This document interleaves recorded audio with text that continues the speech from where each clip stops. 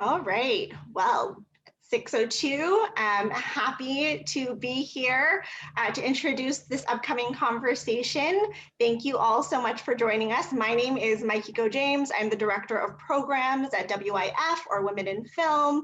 I'm here with my co-conspirator, Megan.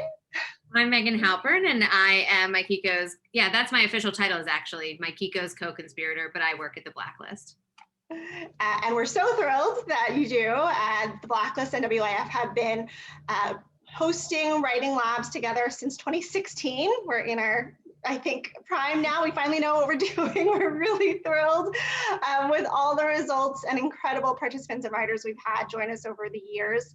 And we're also really excited to present this conversation with Franklin Leonard, founder of the Blacklist, and Nicole Brown, president of TriStar Pictures, and also a member of our board. And I think really what we're hoping to learn today is what many of us are thinking about: what is the state of features in this moment, a year into COVID, and also what is the state of representation in the feature world, and adding more diversity, particularly Black creatives and executives, to the ranks of who's making decisions in regards to film in Hollywood right now. But a couple of announcements before we get started. Our feature residency applications are currently open. They will close March 8th, and that is for the program, which will begin in June. So we're excited to see that many applicants. I hope some of you are here tonight to apply for that program. And we'll also be having an AMA or Ask Me Anything tomorrow at 3 p.m. The link for that, I hope we can add to the chat, but it's also on the WIF website. I believe we've also socialized it. So please take a look at our calendar of events if you're interested in more specific technical questions about the residency. I will just throw in, and we can answer this in the AMA because it's a little confusing, but you can apply through both WIF and the Blacklist, and we have slightly different deadlines, but we all come together on the final selection timeline. So just an FYI, and we can go into that tomorrow if anyone has any questions about the difference in application process, but it's really just two different platforms. Exactly. And so without further ado, again, if you didn't hear, we do have, the chat is open, but we prefer for you to pop your questions into the Q&A box, which is just to the left of the chat bubble on the bottom part of your screen. So if you have questions for Nicole or Franklin, please go ahead and put them into the Q&A. We'll be getting to a Q&A portion closer to the end of the event. And so without further ado, and one last thing before I forget, we want to thank the HFPA for their support of this program for many years. We couldn't do it without them. And so thank you so much, HFPA, for your consistent support. And let's get started with the conversation. Nicole and Franklin, please join us. Hello. Hello. There we go. Well, I guess I should probably start by thanking Angel and Mikiko and Megan. For those of you who don't know, again, Mikiko and Megan run all of the shared with Blacklist writing labs, both the feature and the episodic lab, and they've done an extraordinary job doing it. I'm sort of proud to be associated with their work, though they certainly do deserve all of the credit. So I just should say that off top because it's important. How you doing, Nicole? Good to see you. Good to see you too. I want to start, I realized in preparing for this conversation that you are one of the people I've known longest in the business. And at the risk of dating us, we met almost 18 years ago exactly. You did the math. Terrifying. I did the, it's me. I did the math. But it's wild because you were, when we met, the first person I knew sort of our professional generation to be like an actual executive. Because I think you were a mandate at that point, 2003, is that right? No, I was at Mark Platt Productions when I became an executive. That's right. Yeah. That's right. You were at Mark Platt. So what I thought we'd start with is just, can you sort of tell the story? Now go back in time. I remember the day you called me and you said, Nicole, I want to figure out a way to figure out what are the good scripts because there's just so many and we got to figure this out.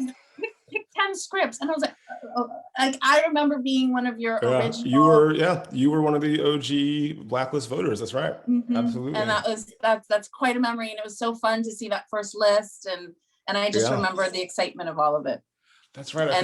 Look where you are now. Well, we got a ways to go. But what I thought we start with you, because I think you're a rarity historically in Hollywood as a Black woman running a major studio feature film scripted label, live action label. So I thought I should just start by having you chart your course. You're from LA originally, but like walk us through Nicole Brown, Los Angeles high school student, to Nicole Brown, studio president. Okay. I started off, I'm a Los Angeles local.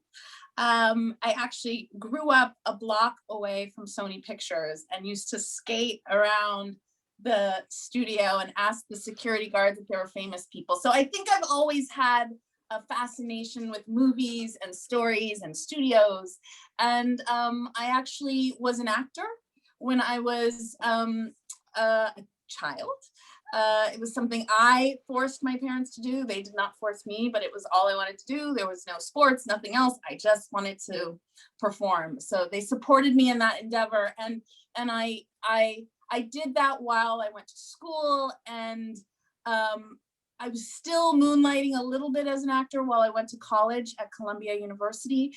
And it was there where I started to look around and think about, well, what are the possibilities as a performer? And having been on some sets, I realized that there was a lot of power behind the camera, but it was hard to understand and hard to gauge. But I was like, that seems really interesting. So as I started my undergrad education, I toyed with different roles in the business, but really figured out that producing was the thing I was most passionate about, and had a master plan to go to graduate school and study producing. I had gotten into the Peter Stark producing program, but between undergrad and grad school, I interned for Mark Platt Productions and kind of fell in love with the company, fell in love with Mark Platt as a mentor, and because he really sort of believed a good idea could come from anywhere and had a very inclusive approach to how he treated his executive team. And so I decided to give up the plans of graduate school and instead stay with his company. And while I was there, the first film I produced was a dance movie called Honey, and worked on the Legally Blonde franchise, and actually had the privilege of getting to work on Wicked in its inception, and working on the first drafts and working on the first run that went to San Francisco and helping it find its way to Broadway, which was just a really exciting experience. And after that run, I could have stayed there forever. It's a wonderful company. But I was curious. It was what we did at Mark Platt Productions was sell. I'd sell to different buyers and set up projects around town. Universal was our home, but we sold to other companies. And I was always curious about the person I was selling to. You know, how did they decide that was the right thing? How did they decide how much money they would spend? And, you know, I was a little jealous that they had the money. So I was like, I'd like to be on that side. And see what that's like. But I also loved very much the producing experience and sitting with writers and sitting with directors or being on sets. So I didn't want to get too far from the creative experience. So the next job I took was working at Mandate Pictures, That was a money job. Right. which then became Good Universe. But at that company, it was a film financing company. So we produced our content, but we also financed it. And it was a foreign sales model where we would kind of get pre-sales on all of our films foreign and also find a domestic partner for the film. And it was a great run.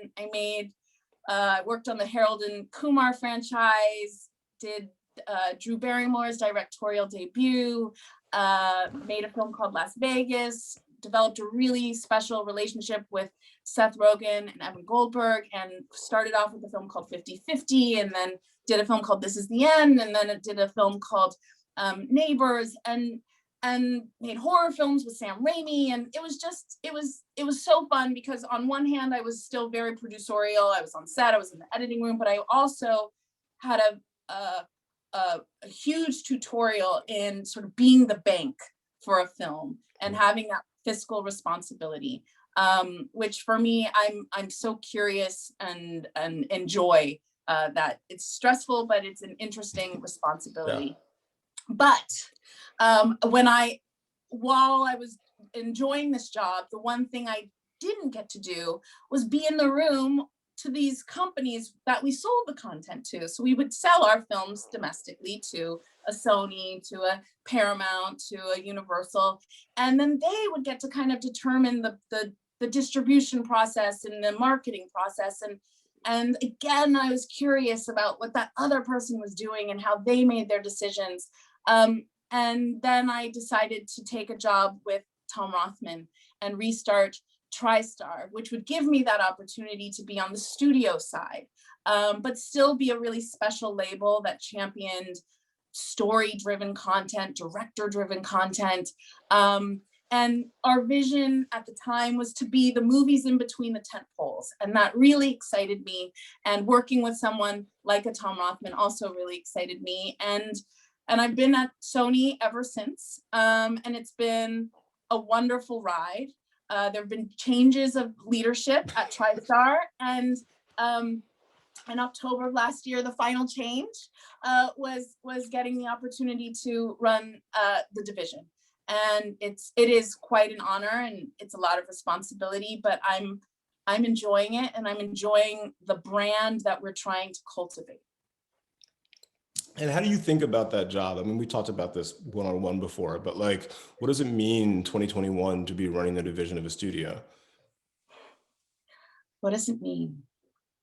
And I don't mean, to be clear, I don't mean it in like a sort of cosmic existential sense. I mean, like okay, every day when I go to work, this is the goal broadly for what I'm trying to accomplish. Find content that's winning and global and, can be box office success for a company that has a huge bottom line to cover yearly. And so to find things that can contribute to supporting the company, but also to define ourselves and to figure out, well, what is TriStar and what has TriStar been and what can it be? And in this world, what is the white space to fill with something different? And I love that challenge and again, it's like I enjoyed the intersection of creative and business. I really like the intersection of creativity and the challenge of success. And I think that's what, and the rigor of success, because there's a lot of discipline that it takes too, because there's a lot of things I would love to say yes to, but I can't. So that hopefully answers. No, that's exactly, I think that's the answer. I mean, I think it's interesting, the list of movies that you listed were like, I guess Legally Blonde was technically IP by the point that you were working on it, because the first one had already come out. I mean, ish. But a lot of the other stuff that you talked about, right? Drew Barrymore's movie, Blacklist script, 50-50, Blacklist script. Wasn't Seeking a Friend for the End of the Universe? Seeking a Friend for the End of the World, that Blacklist was script. her directorial debut. But all of those things, I think, sort of occupy that space between the tent poles, right? And you're sort of doing, and that's sort of the mandate now, but I think the sort of amplitude of those things has to be a little bit higher than 50-50 ever could have been, for example. And I'm just curious how you think about what those movies are. Like, how would you describe them? So I think that a lot of the folks that are probably in this conversation in the audience are writers who know that they're not going to be hired, to write the next Captain Marvel or Black Panther yet, but they may be able to write something that's original that can get made, that's not a $200 million movie, or they may, if they have a really good sample, be hired to write something that, can be made for $40-50 million. What kind of things are you guys looking for, or how do you think about those things? Well, it's evolving. it's evolving, and that conversation has escalated since the pandemic. But if I'm to just, and it's been different at every stage in my career, sort of what's going on in the business, who I'm working for, who are our real customers, and figuring that out. But I'd say right now, where I'm at, I need movies with voice and something distinct, so that they feel urgent and relevant when they go out into the marketplace. I think things that feel familiar and safe, and we're talking about theatricality, I think there's places for those, but in the studio theatrical landscape, safe doesn't help. I need bold, noisy, cool, forward-thinking material, and I'm a division that supports originality and is driven by directors and execution more, and we're not as much the division that's building those big franchises and all of that. So I am looking for original scripts. I think that in this world, what people are going to want now is escapism and joy and hope, and that's genre agnostic, because I think we can get all those feels through different stories. And there's also sort of like a size to a film, and I can't really put that into words, but I'm always looking for things that have a broad appeal. But a broad appeal could mean in specificity is universality. It doesn't mean that it has to be, some generic story, but it needs to speak to the world in a way. And so that's how I'm evaluating content. It's interesting. I feel like there's, for the history of the industry, there's always like the same, but different, right? Like that's sort of the model. It's like we want to do something that people are familiar with, but it's different. But I can't escape the reality, like thinking about some of the projects that I know that you're working on, that they are bold, right? They are, you guys are taking some big swings. Can we talk about the Viola project? I mean, it's public at this point, right? Yeah. So like, can you talk about that project, like what it is, and also like how it came to be? Does that make sense? Like in terms of like y'all's involvement and like how you put it together? Because I think that that's a really instructive model for what is possible if you're executing at an extremely high level. Yeah, I mean, a few years ago, before Black Panther, Viola and her producing team, which consists of her company and Maria Bello and Kathy Schulman, came to me with an idea about, based on this true story of these female warriors in 17th and 18th century Africa. They were the king's elite fighters in the Dahomey Kingdom. And they came in and they're like, 300 is so cool. Braveheart is so cool. Why can't we have one? And I sat there, and at the time, my partner and mentor Hannah Mangella was there too, and we looked at each other and we're like, why can't we have one? This is, and who better to play the general than Viola Davis? So for us, right. this is a good example of having really good DNA, right? It's specific, but it's something we all love. We all love a Braveheart. We love that feeling of seeing the underdog fight the good fight and win. And but there was something so exciting because we realized we'd never seen it through this lens. We'd never seen it through these types of characters, and we just wanted to see it. Like it's like, I think everybody wants to see Viola do it, and that kind of just made the decision really easy to jump in. And from that's there, always been my thing, right? Like if someone pitches you something and you're like, well, I'm in because I want to see the movie. Like put aside everything else. It's like, I think me and everybody I know is going to want to spend money to go see this. That makes it very easy. Yeah, and it's, I always look for ideas where I'm like, why didn't I think of that sooner? Of course, like, Also but kind of that, like, yeah, of course, like I can't believe they haven't made this movie yet, and that was the kind of the feeling, and the movies just constantly felt more and more urgent every year. I'm like, oh my god, we gotta make this, we gotta make this, we gotta make this, yeah. and we had to get the script right. We had to find the right filmmaker and really do the work to make sure our script reflects authenticity. And we're doing the world, the not the world, but the specific world we're telling justice. But it's feeling really good. It's feeling really good. We're hoping to go very soon. Gina Prince Bythewood is our filmmaker.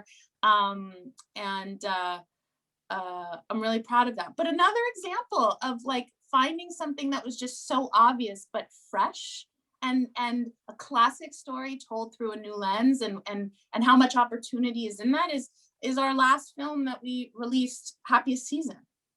That's a film that is a romantic holiday, home for the holidays movie, and it's cozy and it's wonderful. It's meet the parents, but it's so fresh, and in its freshness it's so different, and there's new jokes and there's new types of characters, and so it on one hand, marketing knows exactly what to do with it. There's a playbook, and then on the other hand, there's so many new things to do and say, and ways to laugh and ways to entertain. And so again, that script was a no-brainer. You know, it was like, again, it was the idea of why haven't we had this yet? Of course we need this. And so and during the pandemic, we were wrapping up the film and post, and we knew we wanted to come out on Thanksgiving, and it was really, we were torn of what to do with this film, because we had so many theatrical exciting plans, and ultimately we distributed it theatrically internationally, but we chose to partner with Hulu and distribute it domestically through their platform, and they did a wonderful job. But it was a question of like, do you hold it? Do you wait? But we believe that this story was so relevant. It was about representation. It was also about just like love and understanding and kindness that we thought the world needed at the time. So and it was a comedy, and it was just, comedies, comedies get ripe and they get like ready, and you don't want jokes to get old. So it just felt right to share it. But that's another example of just in specificity is so much commonality. How do you guys talk about the streaming thing right now? Like, because, look, I think we all hope the pandemic is over towards the end of the summer and we can start returning to movie theaters safely. Mm-hmm. But there's a fair amount of uncertainty around that. And more importantly, there's questions around whether people will return to theaters. There's questions around, will they still default to watching movies at home? When you guys think about new material now, is that part of the calculus? Like, how do you think and talk about that as it applies to future projects? Number one, I believe, and I work at a theatrical studio, I believe movies are coming back. I know how I feel, and I can't wait to be in a dark movie theater with people laughing or being scared, whatever it is. I can't wait. I enjoy my streaming. I'm grateful for it right now, but I like going out. I want that experience. I think so. I'm hoping for the roaring 20s to come back, and for everybody to be out spending, doing fun things like going to the movies. I also do think there's some data that's showing us that audiences want to go back. There's Demon Slayer in Japan that's doing gangbusters in places where people feel safe to go back to the movie theaters. It's true. So I have a lot of hope, but I do believe that audiences have gotten great content on their streaming platforms, and I think that it's probably accelerated what was always going to happen, which is theatrical film and storytelling having serious competition. And I think what it does for us is it makes the bar higher.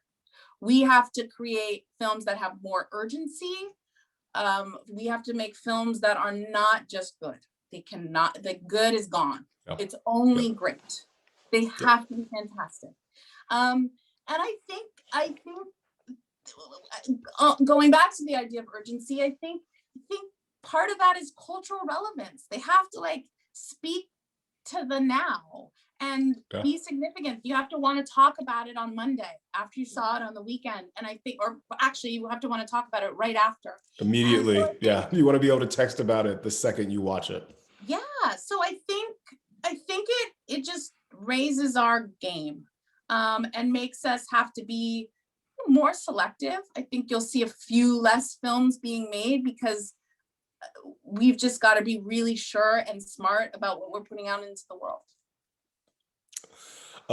Let's talk a little bit about diversity. I mean, I think you and I both know, because we've lived it, that the numbers aren't great. You know, it's still sort of rather disturbing that people of our generation can be the first at anything. Congrats again, by the way, on being the first.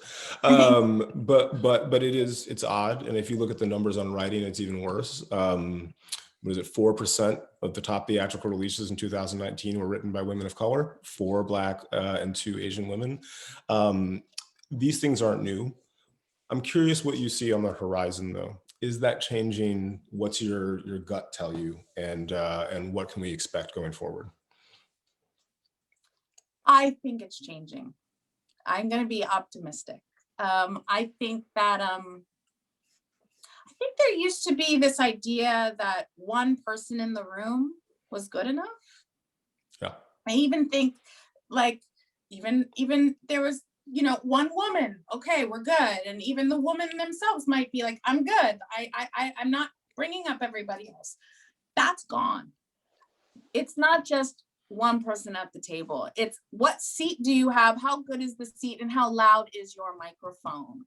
And it's like, and so I believe just we've had this shift in what is diversity, what is inclusion. And for the people who have the jobs, there's a feeling of responsibility, a feeling of, well, I really need to be mindful of what assistant I'm hiring and what executives I pick. What does my team look like? There's a judgment, and I think it's great. It's healthy. And so I think the teams are changing.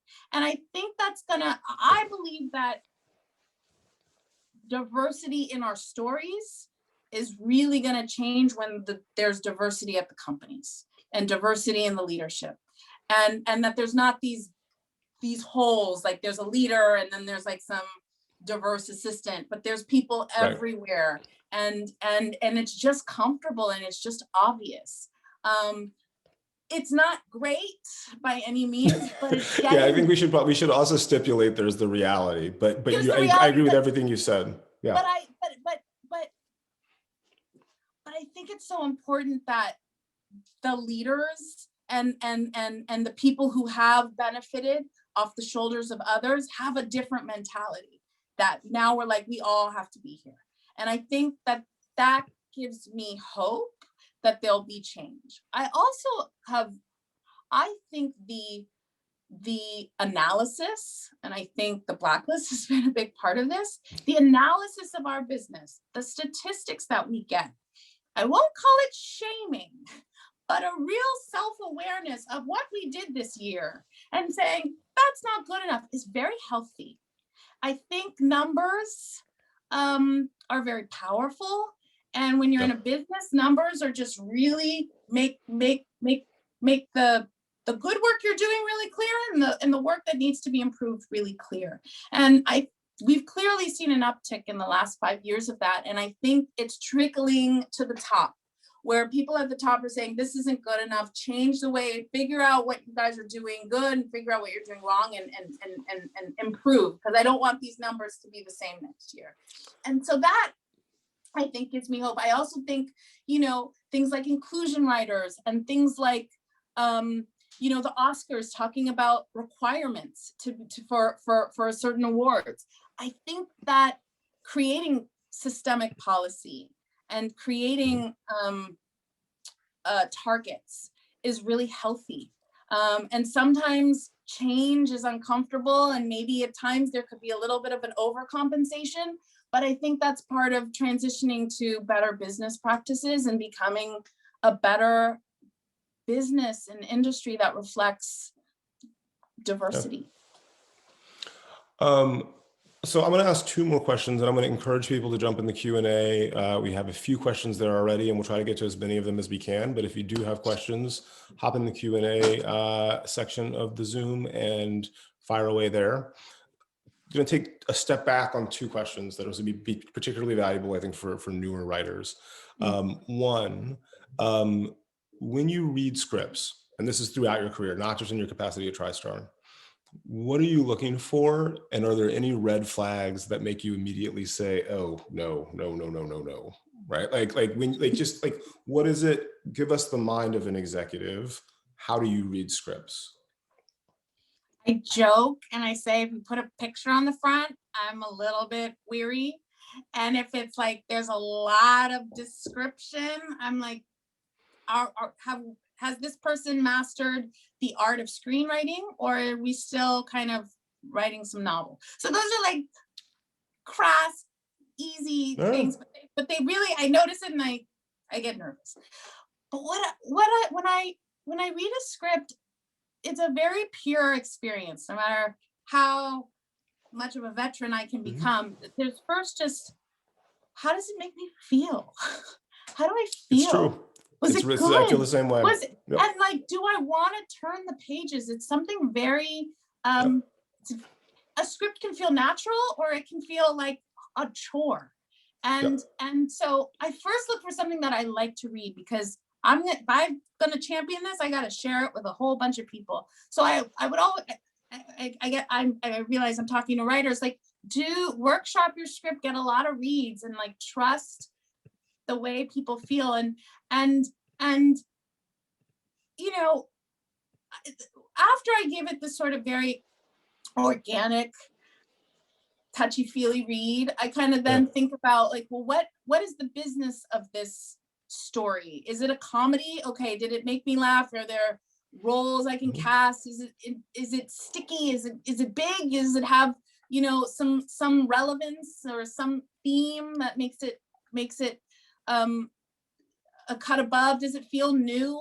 You know, those are the questions I ask myself. And then I go through a whole sort of business analysis. But I think on the most basic level, it's how did it make me feel?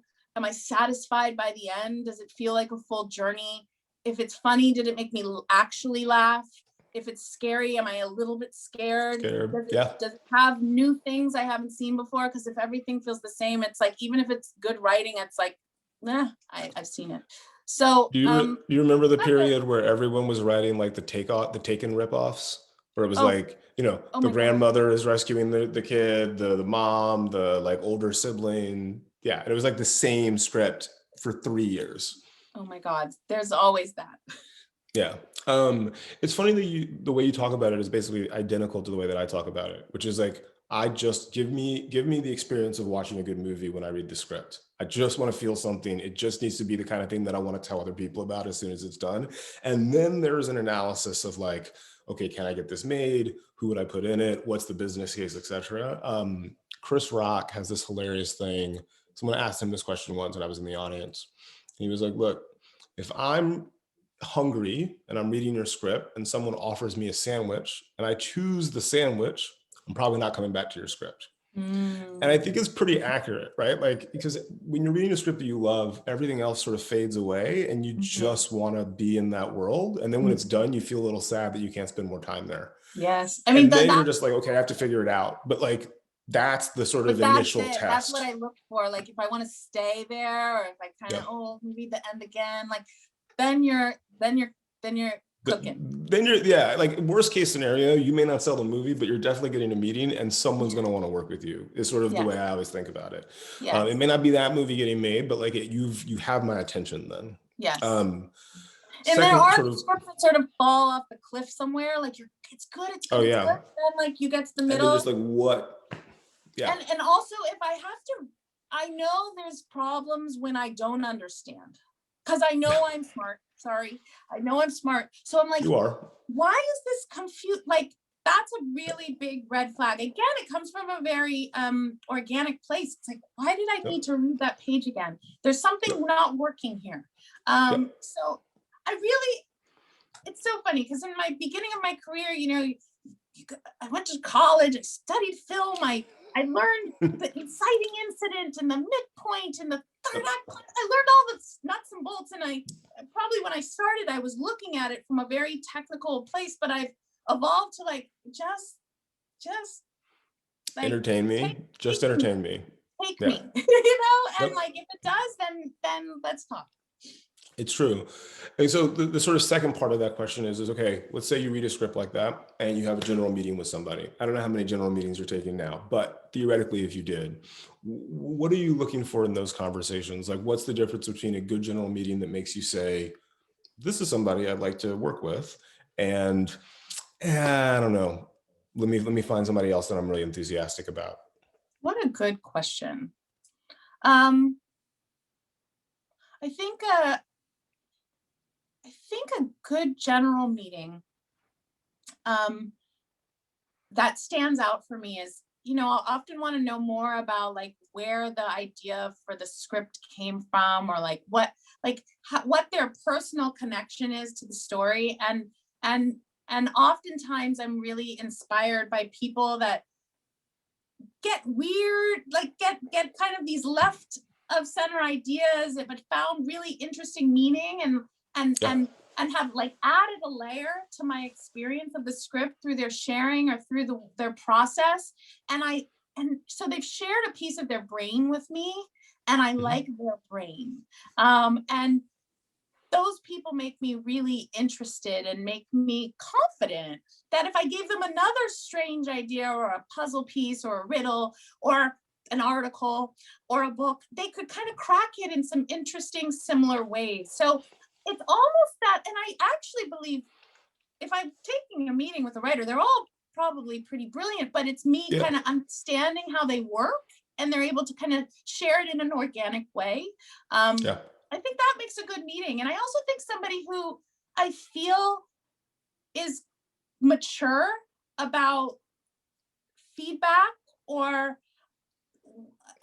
alternative ideas. And, sometimes I may ask them why we did that, or like maybe even share like that. I wasn't quite sure about that choice and how they respond to that, because also I need to collaborate. I depend on being able to share feedback and being able to kind of reach a point through a development process where I get what I need, but still a writer can protect what they need. And so sometimes I'm testing, how flexible and collaborative they are. And again, I'm not looking for anybody who would just do anything I asked, because I also have great respect for people who are like, no, this is important, and let me tell you why. But it's how are we able to kind of communicate about that? I think those are phenomenal answers, actually, because I agree. Like what I was always trying to get from general meetings is like, if I'm not making the thing that they wrote, and usually you're not able to, is a sample, I need to understand the things that I need to call you about in the future, especially if I have material. So I need to understand what you're enthusiastic about, like subject matter wise, theme wise, and then also like how you would generally take an idea to the next level. Like, how do you deepen it, like you said? Yes. I don't know that I've ever thought about it that way, but you're absolutely right. And then the second thing about just sort of maturity and the ability to collaborate is so critical. I think people still undervalue that, because at the end of the day, I don't care how brilliant of a writer you are things will change in your script. The studio will want changes. The director will want changes. There will be realities related to production that force changes. And the ability to be not only like amenable to the process of changing, but also being like very smart about coming up with creative solutions that are necessary, is for me. And the more production I do, like I'm here in Dublin right now producing a movie, the more production experience I have, the more critical that sort of creative flexibility is, without losing sight of what the movie's about. Like, if I have a note for you, I don't want you to say, oh yeah, your note's brilliant, I'm going to do exactly what you say. I want you to say, that's an interesting idea. here's the better way. Here's the issue that you're actually having, and here's Right. how I'm going to solve it. That's going to make the movie better. And that is a rare talent that you just don't see it enough, which is the definition of rare. But you see my point. I always say I don't want to have the best idea. I want to work with somebody who's smarter than me, more creative than me. So I want to give you a bad idea, and then you come back with a genius idea because you've interpreted the spirit of the note, and you understand things about the whole piece that I haven't even thought about. And those are the people. That's the dream. All right, so we'll jump. I mean, it is, because it's like, look, I can tell you what's not working for me, but hopefully you're going to have better solutions to what's not working than I am. Because if I have the better idea, then something's wrong. Like, because I shouldn't have the best idea. That's not my area of expertise. You as a writer should. Okay, so we'll jump to questions. We'll try to go through these somewhat quickly so we can get as many of them as possible. Sure. I think you mentioned this, but if you want to deepen your answer at all, let me know. We know the pandemic has impacted production and theatrical distribution. How has it impacted content specifically? Has the pandemic changed the kind of stories you think people are going to want to see or that can be made in the immediate future? That comes from Kirsten. I think that I think studios are me. I'll just speak for me. I'm looking for things that are joyful, that have escapism, that are funny, that are a little bit more lighthearted than the world we're in. That doesn't mean that my stories won't have weight, but part of my job is to sort of gauge where culture is going and what audiences want. And I just think right now something so bleak isn't gonna be as theatrically successful as something bright, because I think the world needs hope. I believe it's cyclical and it changes all the time. And sometimes when you're in like a super happy spending world, sometimes you want a little bit darker and edgier. So I never get too married to kind of like what I need. I let it flow and evolve. And I always stop for a good story. Like if there's something great, fine, I'll find the right time to release it. But that's sort of where I'm leaning right now. And I think you'll see a trend in that. I agree. I don't think you're alone in that at all. I think that that's sort of the consistent thing that I'm hearing throughout the industry at the moment. And then there's always a market for dramas and sort of, awards fair. But I think that in terms of commerciality, things that will entertain, I think, is sort of the dominant theme at the moment. This is from Christine. With all of the streaming services proliferating, do you think that there will be more of a market for unknown writers who write scripts with universal themes? I have a thought on that if you don't want to take it. Please. And okay, here's my take on this question of, are there more opportunities for unknown writers? There are always opportunities for great writers. And at the end of the day, and Nicole, correct me if I'm wrong, I don't really care whether a writer is a brand new writer or a writer with 30 years of experience if the writing and the script is good. Wait, can I chime in on that? Like, yeah, please. I look even better if the script is genius and it doesn't cost me that much. So, so that's, there you go. That's gold. Like to discover a brilliant script is every executive's dream. Let me just say that. Yeah, I think that's right. And I think that the reality is like, I think there's like, I have this pet peeve that people are too sort of focused on, oh, I'm the best of the sort of like new group, or I placed in this contest or whatever. And it's like, that's great. Congratulations. That is a step on the process. But the goal should always be to be writing at a level equal to the other professionals that are getting movies made, because that's the only way you're going to be able to have a sustainable career, like period, full stop. Because again, when I read a script, I don't usually know how many scripts the writer has written before. All I know is the thing they've written, and that is going to be the thing that determines whether I'm excited about working with you or not. And so I think it's really just the focus should be on the craft and writing the best thing humanly possible. And that will always serve you well. But yes, I agree. There's nothing better than finding a brand new writer, and especially from a buyer's perspective, if you can buy it for less money than you would have to spend to get somebody who's been in the business for 15 years. $1 million writer? Yeah, who has an unreasonable quote and probably won't deliver anyway. Like, yes, that is preferable. And then you'll hire them a bunch of time. I mean, I felt like I found somebody probably a year ago, and I've hired her on 3 things. You know, and it's a joy to find a new voice that excites you and can execute. It's the best. This is a great question. This is from Rose. Pitching. What are you looking for from a pitch? Like, are there things people need to hit in the pitch, or is it similar to the experience of reading a script where you're just like, I think it's tell me a really story and similar make to it good? It's very similar to the experience of a script. I think a pitch should be entertaining. That's what I'll tell you. Like, I think if it feels like a chore to listen to and it's too much, like, I'd rather ask a lot of questions and lean Same. in than lean out and be like, when does this end? So that's my own, you know, I think it's a performance piece, and people have to really think about entertaining when they're selling a pitch, because there's 1,000 questions we can ask if we kind of like it, but it's hard to stay connected to something if it feels overwrought. When you say entertain, I think there's a danger of people going too far the other way, right? Where you're just like performing the whole thing, right? That's me performing, because that's about all you get in terms. That's why I work behind the person. So again, for me, when I describe it, I'm always like, look, just tell me a good story and make me want to know what happens next. And that can be an hour if you can sustain that. You probably can't, but if you can, great. I mean, look, we all have friends where we sat there and they've told us a story about something that happened in their lives, and maybe that story goes for an hour and you're just like, oh my God, what happened next? Oh my God, what happened next? Those are rare, but if you can do that, if that's who you are as a storyteller, sure, more power to you.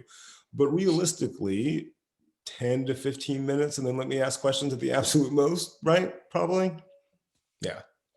Yeah, and be prepared. Like, have an hour's worth of, like, you know, your character work or things that you haven't shared. I mean, you should know your hour-long version, but like, let's work through it a little bit.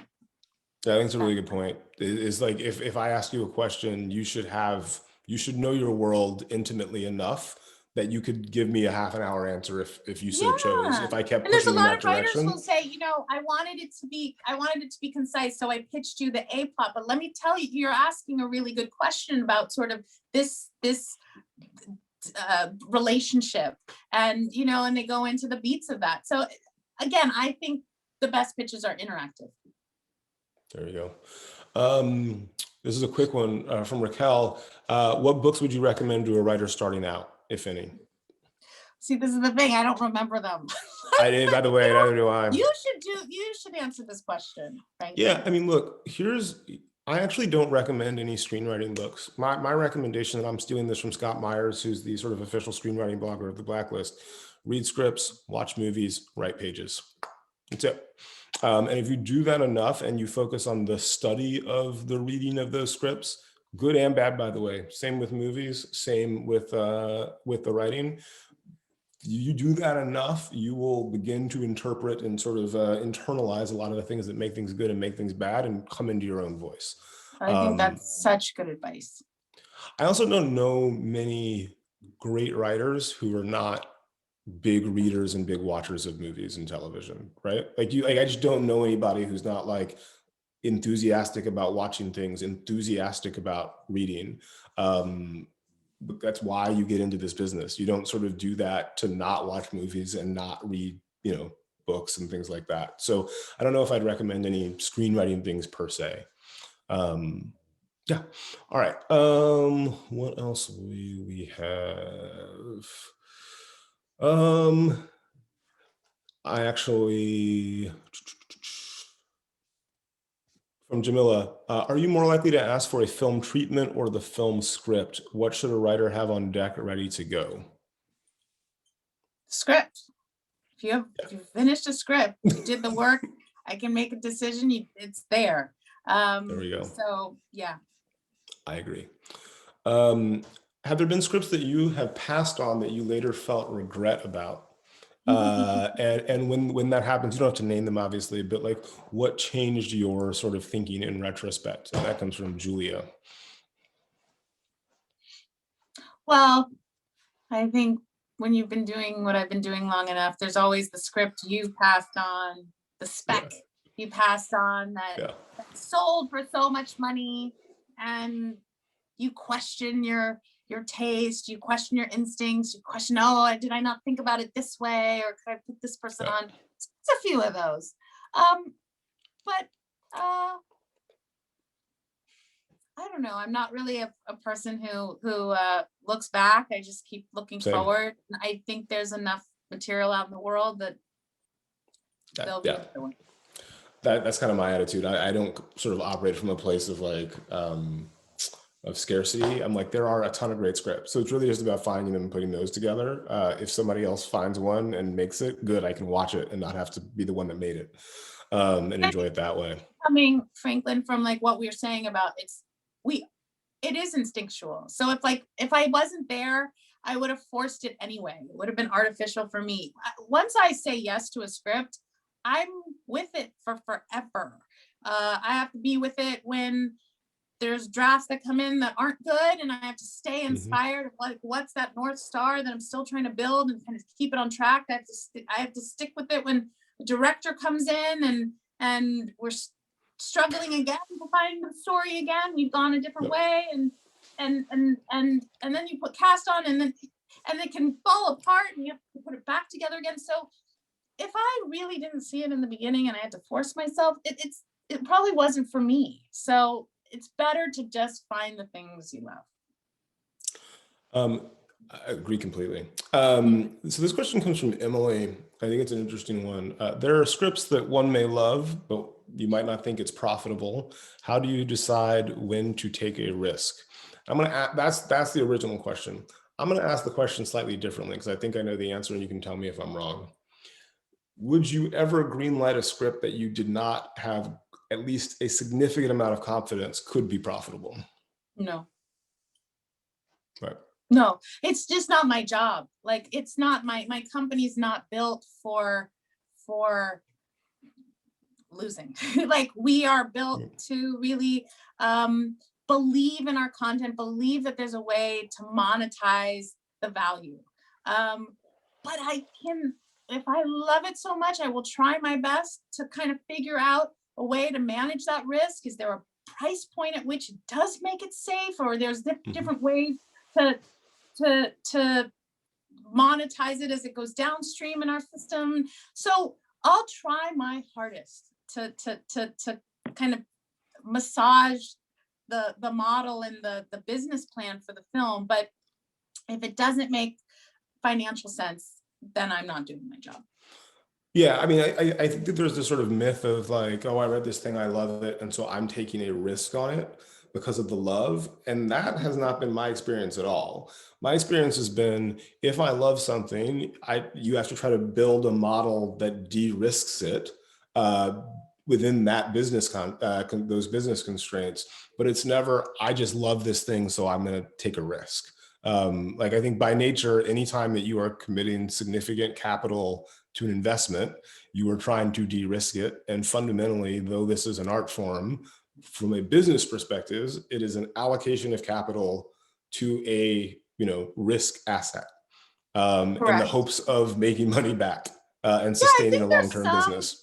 There's some financiers in our business who maybe have, in addition to making a profit, also build their company off of, like, if it has a social message, or if it's if a company is leaning into a certain type of filmmaker or a certain type of storytelling. But for the most part, most movies are for profit.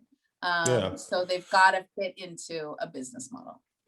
I would even argue that the companies that you're talking about, right? Like, we'll take A24, for example, right? Like, I think people are like, oh, well, they're taking a lot of risks on their movies. 100%. But I think that, like, they're also building a brand, and the sort of, even in failure financially for an individual movie, what they're trying to do is accrue brand value for the catalog that will ultimately bear financial fruit, right? The people that invested in financing A24 didn't do it because they wanted to lose money or wanted to risk money, particularly, there are other better ways to risk money. They are, again, allocation of capital, hoping for a return, and they just have a different strategic approach to doing that. And then you have different companies, right? Where like, okay, you have somebody who's like got family money, or they're, you know, well capitalized and can sort of add a social justice component or add a sort of social component to it. But again, even they, in order to sustain this, the message and to sustain the role of the films for the future, have to not lose money because they got to keep the lights on. Correct. All right, we are almost out of time. So I'm going to go to two sort of general questions. This one comes from Malaysia. What was the greatest advice you were given in an entry-level position?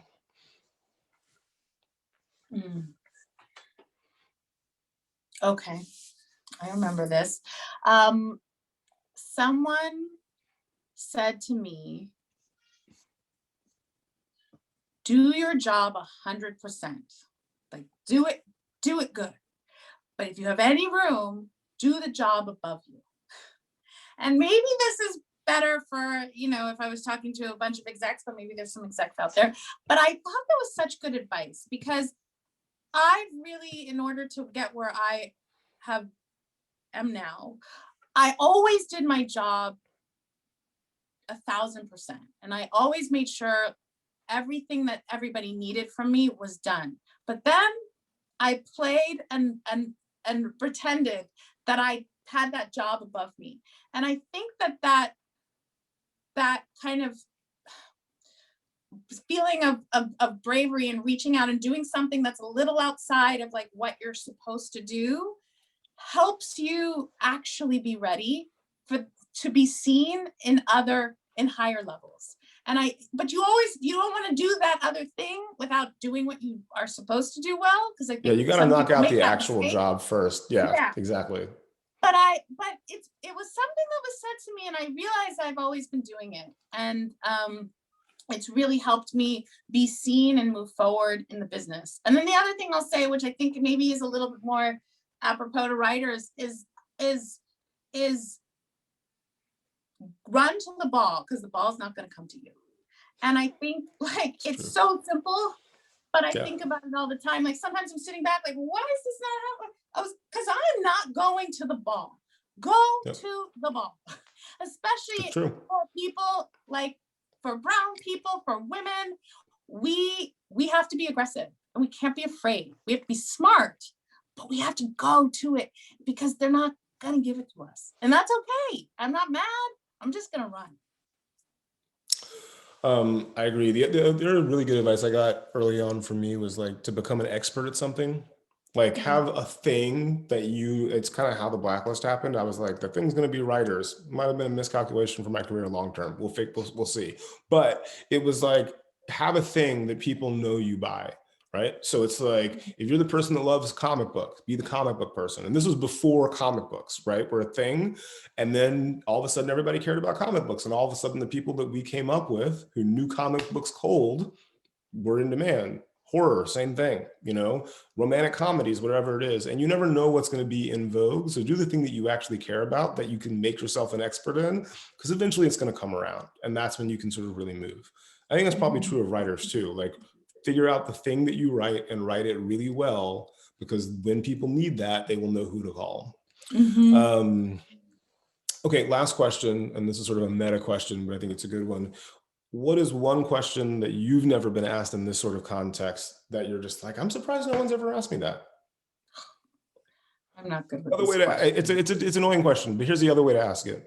What is the one thing that you think is critically important for young writers, especially young women of color writers in this business, or let's say emerging women of color writers in this business, to know right now?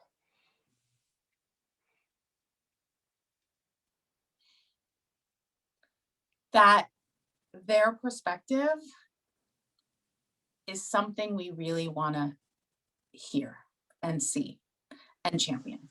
That it wasn't always like this, but our time is now, and we should be seizing the moment. And I've never seen the business so curious and open and wanting to discover the next big thing in this Black female space. And it makes me very excited. It's not easy, and there'll still be a lot of hurdles to get there, but there's a want that I've never seen before. I think that's a great way to close. So quick reminder, well, Megan and Makiko, do you guys want to hop back on, close us out here? There we go. I'll hand it off to you, but first, Nicole, thank you so much for this conversation. Franklin, thank you. All of you who were listening in, So hopefully fun. you all enjoyed it and it was helpful and sort of educational in some regard. Yeah, Megan and Makiko, take it away. Thank you so much, Franklin and Nicole. It was exactly what we were looking for in this pandemic moment. I think both hopeful and candid. You know, it's real. We're in a time, and making movies seems like a bigger hurdle than ever. But I think, to your point, there's so much need and desire for the underrepresented stories, new stories, bold stories, and now creative ways of telling those stories, given the parameters that we face. So I love this conversation. You both are amazing leaders in our field, and we're so grateful to have your support for our residency and beyond. As a reminder, we do have an Ask Me Anything with myself and Megan tomorrow at 3 p.m. And you can find that link on the WIF website. I'm not sure if it's on the Blacklist website. Is it there yet? Maybe. It's not. Hang on one second. This actually reminded me. I want to add one thing to what Nicole said, and that is that she's right that there has never been more sort of interest conceptually in stories that have not been told before. And I think she's also right that there will continue to be difficulties in getting those stories told. It is not an easy process to go from the idea for the Viola Davis movie to getting it greenlit, but it is getting made. And it started before the sort of global moment of racial reckoning. But I want to underscore the notion of running to the ball. And I want to highlight something that we've seen on the Blacklist that frankly makes me very sad. It's also a little bit amusing, but it's also very sad. And that is that if we look at the submissions to the Blacklist website, and this is also mirrored in the Nickel Fellowship as well, it is roughly 60% men, 40% women. And that is not because women want to write screenplays less in aggregate than men do, or that women are somehow worse screenwriters than men. In fact, what we see on the Blacklist website is if you look at the distribution of scores, the average score for women is higher than it is for men across literally every single genre, right? Big blockbuster movies, higher score for women. Horror movies, higher score for women. Comedy, higher score for women. The difference is that men, and we all know why this is the case, and there are a lot of factors, but we have a pretty good idea why, will finish a script and be like, fade out, upload, where's my $1 million? And then when they get negative feedback, will send us very angry emails. I know women who've written excellent scripts, and I will ask them, why haven't you shared it? This is a great script. You should try to put it out there in the world so you can get feedback. Well, they'll say, well, look, I get one shot at this, right? I've been a woman my entire life. I know what the realities are for women. There are no second chances. There's some stuff I want to figure out in the second act. I'm going to figure it out. And then I'll put my foot forward. I don't know who I'm stealing this from, but I'm stealing it from somebody, and it's probably a woman. So I think it's important that I highlight that I'm stealing it.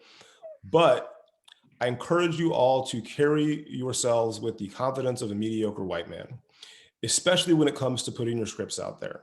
Because yes, the reality is, as a woman of color, as any number of intersectional women, you will get fewer chances than the men will. It's a fact. Sucks, but it's a fact. However, on average, and we have the statistics to back it up, your script's better than the people that are putting it out there, one. And two, there is no path to getting where you want to go without putting it out there. And so find venues where you can get feedback from people that you trust.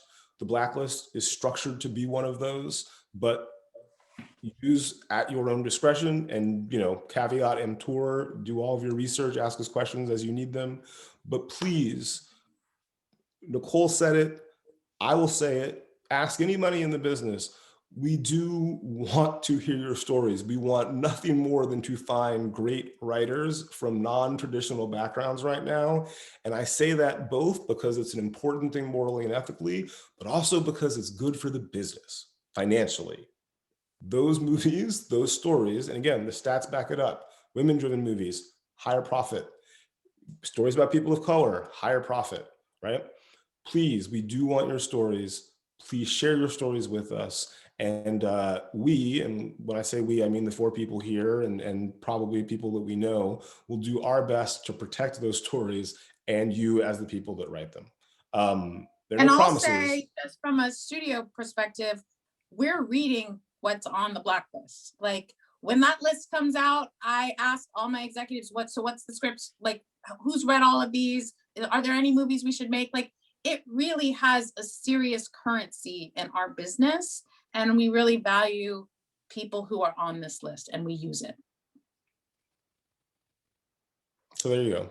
Sorry for interrupting. I just wanted to emphasize that point. I just think it's really important. And I think that I understand the resistance, but I am asking for y'all to share what you're working on because it's important that we have those stories in the culture. And with that, apply.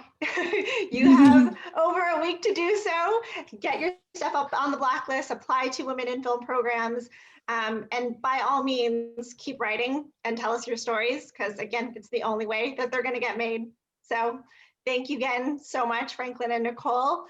Megan and I will see hopefully many of you tomorrow. Tell your friends. It's open to anyone. You don't have to be a WIF member or blacklist member to come to the AMA. So tune into the AMA and ask Megan and Makiko all of your questions about the lab. Like I said, the labs literally would not be what they are without them. And ask anybody who's been through them. They are an extraordinary experience. And a crazy number of the women that have been through them are now working professional writers. It is rather astounding. The episodic lab, I'm still sort of awed by the fact that we were able to have a panel 3 years in where every person on the panel was an alumna and was in a writer's room. Pretty cool. And not even all of them were there. Yeah, and that wasn't even all of them. There was like 8 people and there were still more that weren't available that night because they were working. Anyway, point is, brava. Megan and Makiko are amazing. If you guys have questions about the lab tomorrow, 3 p.m., they're the ones to ask. And with that, at 3 a.m. in Dublin, I'm going to sleep. I'll see you guys later. Good night, Franklin. Right. Good night. Thank you, Nicole. Thank you. Bye. Bye, everyone.